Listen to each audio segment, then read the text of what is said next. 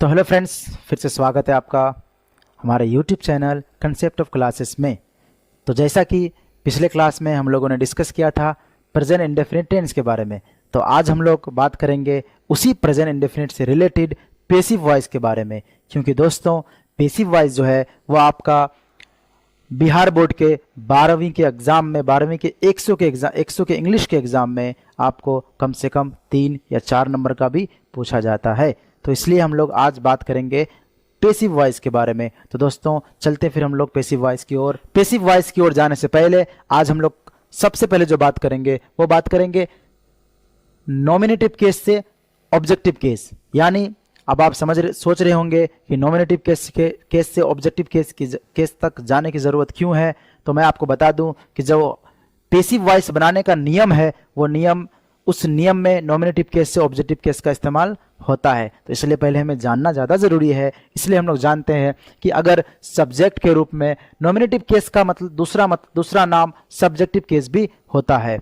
तो आज हम लोग इसी के बारे में डिस्कस करेंगे दोस्तों कि नॉमिनेटिव केस से ऑब्जेक्टिव केस कैसे होता है। अगर आपको सब्जेक्ट के रूप में आई रहे तो आपको ऑब्जेक्टिव केस के रूप में क्या इस्तेमाल करना है, मी इस्तेमाल करना है। और अगर एक्टिव वॉइस में यानी सेंटेंस में, मेन सेंटेंस में अगर आपको मी दिया हुआ रहे लास्ट में, उसको आप शुरू में लाइएगा तो आई इस्तेमाल करना है। एक दूसरे के अपोजिट है, एक दूसरे के रिवर्स है दोस्तों। तो हम लोग आज बात करते हैं। और अगर वी सब्जेक्ट में रहे तो अस यूज करना है। अगर अस आपका अगर ऑब्जेक्ट के रूप में है, उसको शुरू में अगर आपको लिखना है तो फिर उसका वी लिखना पड़ेगा दोस्तों। तो फिर अगर सब्जेक्ट के रूप में यू है तो उसका ऑब्जेक्टिव केस सेम होता है, यू ही रहता है। तो आपको ऑब्जेक्ट में अगर यू रहा तो उसको शुरू में लिखने के लिए तब भी हम लोग यू ही का इस्तेमाल करेंगे, ठीक है। तो इसके बाद ही है, अगर सब्जेक्ट के रूप में ही है आपको ऑब्जेक्टिव केस में इस्तेमाल करना है तो उसका ही का हिम हो जाएगा। और अगर आपका ऑब्जेक्टिव केस में हिम दिया हुआ है, उसको आपको शुरू में इस्तेमाल करना है तो फिर ही हो जाएगा। तो एक दूसरे के रिवर्स है दोस्तों। उसके बाद शी अगर सब्जेक्ट के रूप में है, आपको ऑब्जेक्टिव केस में उसका इस्तेमाल करना है तो हर हो जाएगा और इट का इट ही रह जाएगा। तो ठीक है। तो दोस्तों आज इसके बाद हम लोग बात करते हैं कि जिस ऑब्जेक्टिव केस को आप शुरू में इस्तेमाल करेंगे तो उसके साथ जो हेल्पिंग वर्ब इस्तेमाल होगा वो क्या होगा, हम लोग देख लेते हैं। अगर आई रहे, ऑब्वियसली आप सब जानते हैं आई के साथ एम लगता है। एम इज आर आपके ऑप्शंस में रहेंगे, आपके ऑप्शंस में एम इज आर रहेंगे।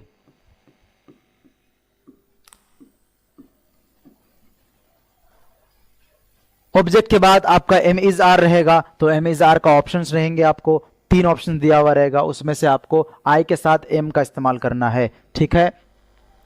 और अगर वी, यू, दे और प्लूरल नेम, एक से अधिक नाम, मैंने पिछले क्लास में आपको बताया था प्लूरल नेम कैसे होते हैं। एक से अधिक नाम होता है तो प्लूरल नेम होता है, ठीक है।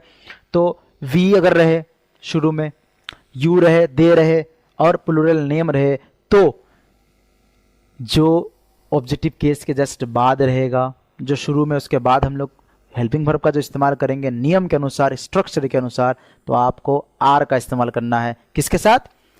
वी, यू, दे और प्लूरल नेम के साथ, ध्यान रखिएगा। उसके बाद अगर शुरू में आप ही, शी, इट और सिंगुलर नेम का इस्तेमाल कर रहे हैं तो आपको इज का प्रयोग करना पड़ेगा। हम लोग कुछ एग्जाम्पल के साथ भी सुनेंगे। तो इसके बाद हम लोग बात करते हैं, तो आते हैं दोस्तों प्रेजेंट इंडेफिनिट का पेसिव वॉइस में आते हैं। तो यहां आपकी मेन बात है, जो पिछली बात मैंने बताई उस बात को आप गौर कीजिएगा, ठीक है। तो इसका जो बनाने का नियम है वो ये है कि ऑब्जेक्ट यहां पहले हो जाएगा, ठीक है। एक्टिव वॉइस में हम लोग क्या किए थे, सब्जेक्ट पहले लिए थे, उसके बाद बहुत सारी बातें और थी, लेकिन यहां ऑब्जेक्ट को पहले लेना पड़ेगा और ऑब्जेक्ट के जस्ट बाद एम, इज या आर का आपका रहेगा तो उसमें से एक ही को इस्तेमाल करना है। तो ऑब्जेक्ट में जो रहेगा शुरू में उसके अनुसार ये लगाना है, मैंने अभी बताया आपको, ठीक है। उसके बाद वर्ब जो फॉर्म रहेगा वो वर्ब 1 में आपको दिया हुआ रहेगा, लेकिन पेसिव में क्या करना है, वर्ब 3 कर देना है।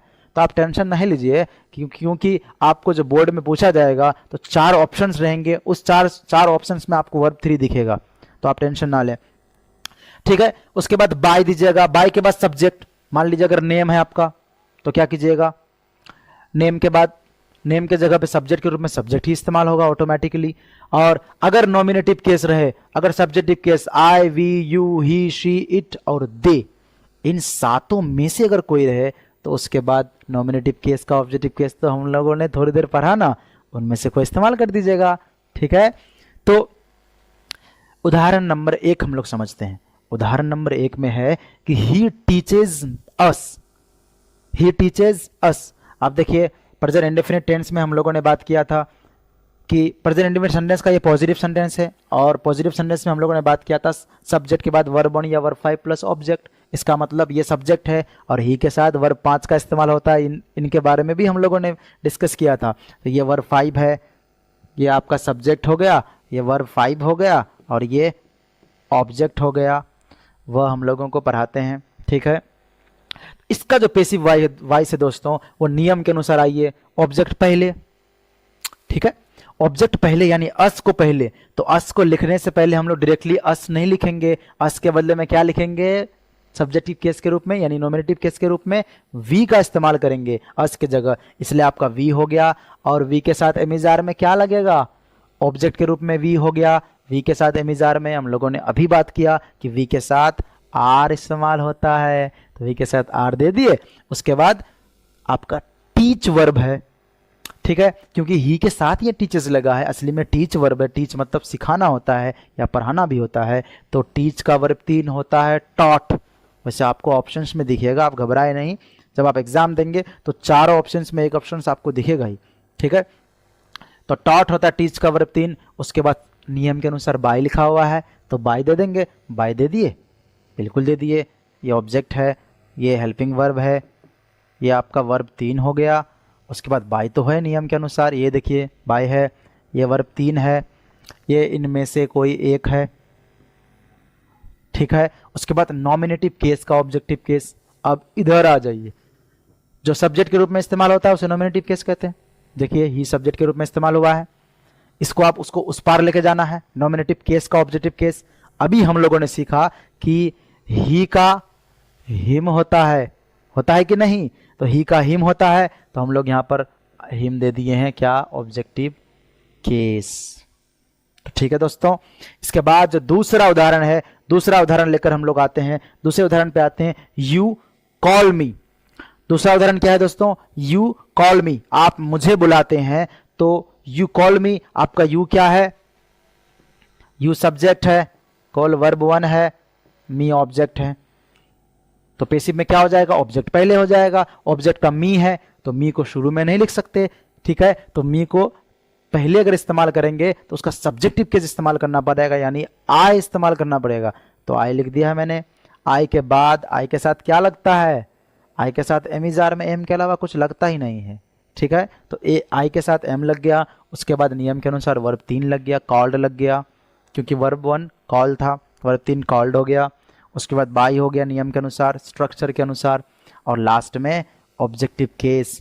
कैसे ऑब्जेक्टिव केस, ई देखिए, you call me, you subject है तो उस पर जाएगा, नॉमिनेटिव केस का ऑब्जेक्टिव केस हो जाएगा, तो एनसी का ओसी हो जाएगा, इसलिए वहाँ बाई यू हो जाएगा। और तीसरा सेंटेंस जो है वो, Sita beats her child. Sita अपने बच्चे को पीटती है। पीटने का काम हो रहा है दोस्तों, पीटने का काम सीता कर रही है, इसका मतलब सीता सब्जेक्ट है। सीता क्या है, सब्जेक्ट है। पीटने का काम हो रहा है दोस्तों, तो पीटना क्या है, बीट क्या है, वर्ब है। बीट्स वर्ब 5 हो जाएगा। और हर चाइल्ड किसको पीट रही है, अपने बच्चे को पीट रही है, तो उसका बच्चा क्या हो जाएगा, ऑब्जेक्ट हो जाएगा। ठीक है दोस्तों, क्या हो जाएगा, ऑब्जेक्ट हो जाएगा। तो पैसिव वॉइस में हमारा नियम क्या है, पैसिव वॉइस में ऑब्जेक्ट ही पहले है। आपको पैसिव वॉइस में क्या लेना है, ऑब्जेक्ट पहले लेना है। एक्टिव दिया हुआ रहेगा, आपको पैसिव बनाना है, या फिर पैसिव दिया हुआ रहेगा, आपको एक्टिव बनाना है। तो दोनों में से दोनों तरफ पूछ सकता है दोस्तों, इस बात को आप ख्याल रखिएगा। तो हर चाइल्ड आपका क्या है, ऑब्जेक्ट है। हर चाइल्ड ऑब्जेक्ट को मैंने ले लिया। उसका बच्चा दोस्तों, उसका बच्चा थर्ड पर्सन है, इसलिए नाउन है। उसके साथ क्या लगेगा, एमिजार लगेगा, एमिजार में से इज लगेगा। हर चाइल्ड के साथ एमिजार में से क्या लगेगा, इज लगेगा, क्योंकि सिंगुलर नेम है, उसका बच्चा एक ही बच्चे को पीटती है वो, इसलिए उसका बच्चा क्या है, सिंगुलर नेम है। और थोड़ी देर पहले हम लोगों ने पढ़ा कि सिंगुलर नेम के साथ क्या लगता है बताइए, इज लगता है। हाँ, तो इज लगा दिया हमने। इज लगाने के बाद वर्ब 3 का प्रयोग होता है। बीट का वर्ब 3 क्या हो गया, बीटन, ऑब्वियसली बीटन हो गया। उसके बाद बाय तो है नियम के अनुसार, देखिए यहाँ पे बाय है कि नहीं। बाय के बाद फिर आप सब्जेक्ट या नॉमिनेटिव केस का ऑब्जेक्टिव देंगे। तो नॉमिनेटिव केस में अगर आपको I, we, you, he, she, it दे रहे तब तो, यहाँ तो सीता है, तो सीता आपका क्या है, सब्जेक्ट है, तो लास्ट में सब्जेक्ट दे देंगे, यानी बाय सीता दे देंगे। इस सीता को वहां दे दिया हम लोगों ने। ठीक है दोस्तों, तो ये सारी बातें आज थी। आज सिर्फ पॉजिटिव सेंटेंस के बारे में बात हुई। तो फिर अगले क्लास में हम लोग मिलते हैं दोस्तों। आज के लिए हम लोगों के साथ जुड़ने के लिए बहुत बहुत शुक्रिया। इस तरह सीखते रहिए और चैनल को सब्सक्राइब करिए जो नए हैं, ताकि सबसे पहले वीडियो आप तक पहुंचे और आप इंग्लिश में इस बार 2024 के फाइनल एग्ज़ाम में आप बिल्कुल बेहतर से बेहतर परफॉर्म करें। और मैं आपके अच्छे मार्क्स की प्रार्थना करता हूं। Thank you very much. बहुत बहुत शुक्रिया हमारे साथ जुड़ने के लिए। धन्यवाद।